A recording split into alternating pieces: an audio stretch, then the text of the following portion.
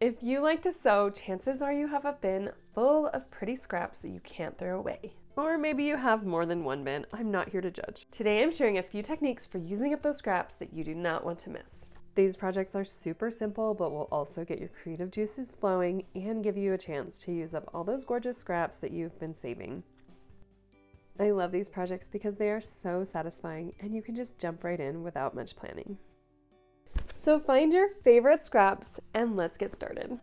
You can download the templates for this project on my website. These are 2.5-inch square and a 6.5-inch square if you prefer to use measurements.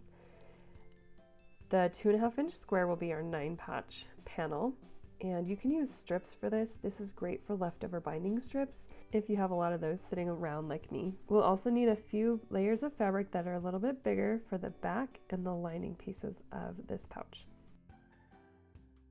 The pouch also requires a 7-inch zipper. You can also use a longer one and cut it down. We will need some scraps of lightweight fusible interfacing, plus some scraps of quilt batting and spray based. To get started, we're going to cut out 9 squares using our template or use the measurements 2.5 inches. I did a classic 9-patch block pattern with 2 fabrics, but you can use up to 9 fabrics for this. Now we are going to sew them together in rows. Use a 1/4 inch seam allowance for this. We're going to sew each row of 3 together. Then bring them back to your workspace and lay them out in the pattern that you have designed. Grab your ironing board or pressing mat, and we're going to press these seam allowances in opposite directions. If you're doing a classic 9-block pattern, you can press the outer rows in and the inner row, the middle row out. This will allow us to nest our seam allowances when we're sewing them together. So now we're going to sew these rows together, and you can see that I'm putting a pin on either side of that seam to keep the seam allowances in opposite directions. That'll give us a nice crisp finish for our squares. Repeat with your 3rd row to finish our 9-patch front panel. Flip your block over, and now we're just going to press these seams out. We want this panel to be 6.5 inches square, so use a ruler to trim that down if you need to. Now we're going to back the panel with interfacing and batting. So I like to do a little rough cut of interfacing to get a piece big enough for my panel. Then fuse that to the back with an iron and a pressing mat. Trim off the excess interfacing, and then we're going to back this with batting. Use a spray base to adhere the panel to the batting. This will just keep our panel in place while we top stitch it. Let the spray base set for a while before you take it to your machine. If you don't, your machine needle might get gummy. Now we're going to top stitch our panel to give it a quilty effect. I like to do about 1/8 of an inch or 1/4 of an inch on either side of each seam, just following the seam lines with my machine. This is a really basic way to finish the panel, but I love how it looks. Now we need to cut out layers for the back and lining of our zipper pouch. I am using 3 different fabrics. 2 will be the lining and 1 will be the backing.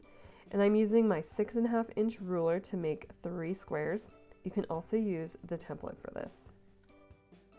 Decide which layer is going to be the back of your pouch and fuse that to a piece of fusible interfacing. Trim off the excess interfacing, and then we are ready to assemble our pouch. Gather all of your layers, your lining, your zipper, and the front panel. We are going to start by laying the front panel face up and then putting the zipper face down on top of that panel. Then lay one of your lining pieces face down on the zipper, lining up the edges of the fabric with the edges of the panel fabric. Pin the layers in place to hold it while you sew, and then we're going to sew really close to the zipper teeth. I like to use a regular machine foot with the needle aligned as far left as it goes, and then I just sew with my presser foot pushing up against the zipper teeth on the left. Now we're going to bring that back to our workspace and press the seam allowance towards the front panel. Top stitch this with your sewing machine about 1/8 of an inch from the edge of that fabric. That will just give it a nice top stitch. And then we're going to repeat this process with our back piece on top of the zipper and then the lining piece behind it. Make sure the fabrics are lined up at the same spot of the zipper as the front panel. Sew that on the same way you did with the other layer, and then press the seam allowance toward the back again and top stitch that back panel piece with the lining out of the way. Now we are ready to finish assembling the zipper pouch. We are going to start by opening the zipper part way. We don't want it to go past our fabric, so just open it part way. And then we're going to line up the front piece with the back piece and the two lining pieces together. When you get to the part near the zipper, just make sure the fabrics are lined up at the same spot and then pin it. The zipper teeth will be pointing down toward the lining. Once you have that all pinned up, we're going to sew around the fabrics with a 1/4 inch seam allowance, leaving a big space at the bottom in the lining. Now we're going to trim off the excess zipper and then clip the corners and trim the seam allowance just a little bit. I like to taper it off at the corners, especially on the front and back. The lining doesn't matter quite as much, but the front and back needs to look nice with sharp points. Now we're going to use that opening we left in the lining to turn this right side out. I like to use a chopstick to get those points nice. And then when you get to the lining, we are going to make sure that the edges of the opening that we left are lined up. And then I like to give this a press, and then we'll just top stitch this in your sewing machine about 1/8 of an inch from the edge to close that opening. Now you can push the lining inside the pouch and then press the entire thing. Now your pouch is done, and this is so cute. To give it a little extra flair, I like to grab a scrap of rickrack and thread it through the zipper to create a zipper pull. Cut the rickrack at an angle to give you a sharp point to pull through that little zipper, and then tie it off to create a pull.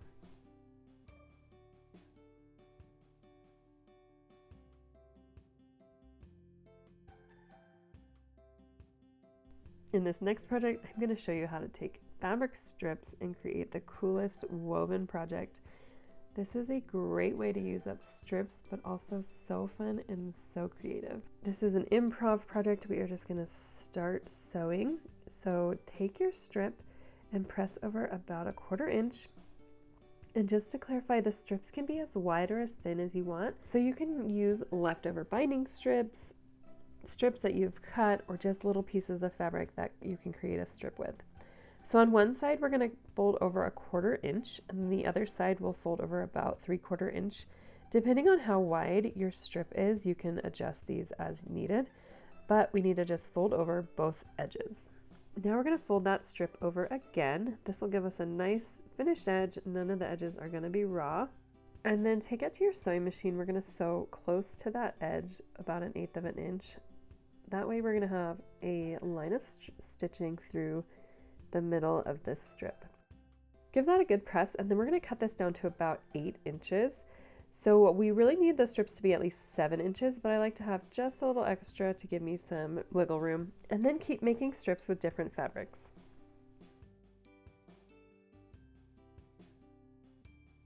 Once you have about 14 to 16 strips of different widths and lengths, we are going to start assembling our pot holder. Cut 2 layers of batting and 2 layers of fabric 7 inches square, and we're going to make a sandwich with the fabric on the outside and the batting on the inside.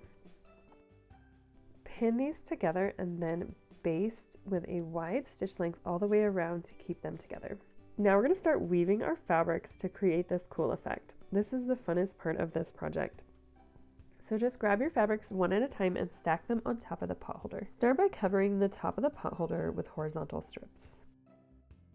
Once you have finished that, we're going to start by lifting up every other strip. Then we'll slide a vertical strip in there and lay the fabrics back down. Carefully realign the fabrics between each new strip. And then for the next one, we're going to lift up the opposite of what we just did. If you did weaving on a loom as a kid, this is very similar. And then just keep repeating this process until you have covered the pot holder with the vertical strips.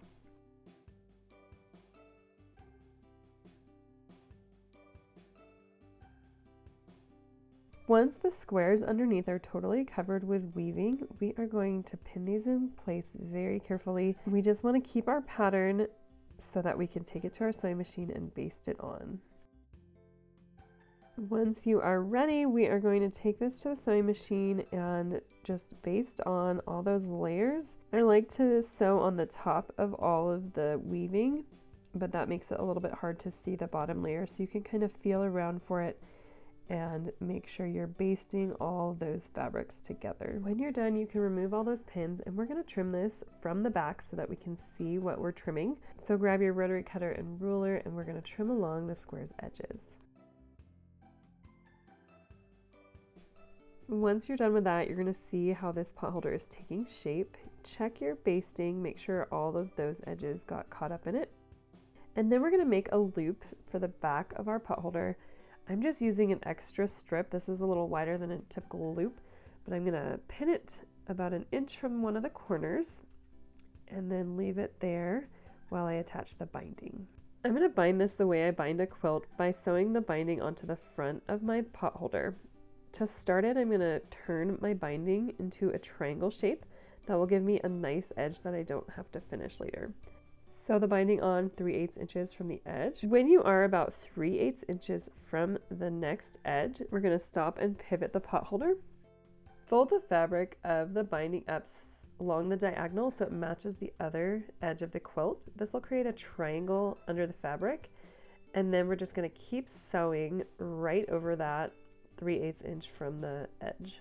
Keep attaching your binding until you get back to where you started. Once you do get back to that original triangle, continue sewing the binding on until you have passed your original start point, and then create another triangle with a binding to finish it off. Trim off your excess binding, and then we're going to use a hand needle and thread to sew the binding to the back of the pot holder using an invisible stitch or a slip stitch. When you get to a corner, fold it over and tuck the lower layer into the corner. The fabric will kind of show you what to do with this, so work with it, and you'll create a diagonal going into that corner. You can stitch down that corner to help secure it if you want. When you get to the loop, continue sewing, making sure you're getting the loop and the back of the pot holder in your stitches. When you are finished, you will have the coolest pot holder ever. I love the three-dimensional effect of this, and it's such a fun way to use up so many pretty scraps. Thanks for watching. For more scrap ideas, click the video above.